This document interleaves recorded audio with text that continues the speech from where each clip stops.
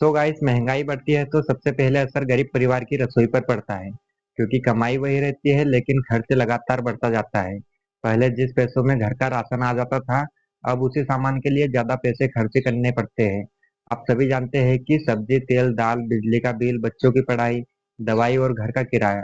एक गरीब परिवार आखिर कितने खर्चे संभाले। मजदूर की मजदूरी हर महीने नहीं बढ़ती, लेकिन रोजमर्रा की जरूरतों की कीमत बढ़ती रहती है। ऐसे में गरीब परिवार अपनी जरूरतें कम करता है। कहीं बच्चों की पढ़ाई का खर्च कम होता है तो कहीं दवाइयाँ टाल दी जाती है। और कहीं परिवार अपनी छोटी छोटी जरूरतों को भी छोड़ देता है। तो दोस्तों, मुफ्त राशन गरीब परिवार के लिए राहत जरूर है, लेकिन गरीबी और महंगाई का स्थान समाधान सिर्फ राशन नहीं हो सकता। जरूरत है कि गरीब की आमदनी बढ़े और रोजमर्रा के अवसर मजबूत हो, ताकि बढ़ती कीमतों के बीच परिवार सम्मान के साथ अपना जीवन चला सके। जैसा कि आप सभी जानते हैं, हमारे देश में सरकार से जवाब मांगना जनता का अधिकार है।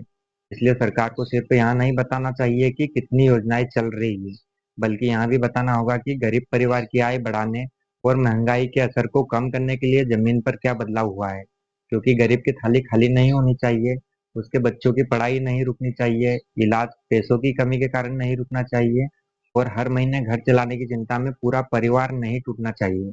तो गाइस, महंगाई सिर्फ आंकड़ा नहीं, यहाँ गरीब के घर की रोज की जिंदगी है। इसलिए जनता को राहत के साथ साथ रोजगार, बढ़ी हुई आय, सुरक्षित भविष्य चाहिए। इसके साथ ही सरकार से हमें यहाँ भी जवाब चाहिए कि गरीब की कमाई और उसकी जरूरतों के बीच बढ़ता यहाँ अंतर आखिर कब कम होगा।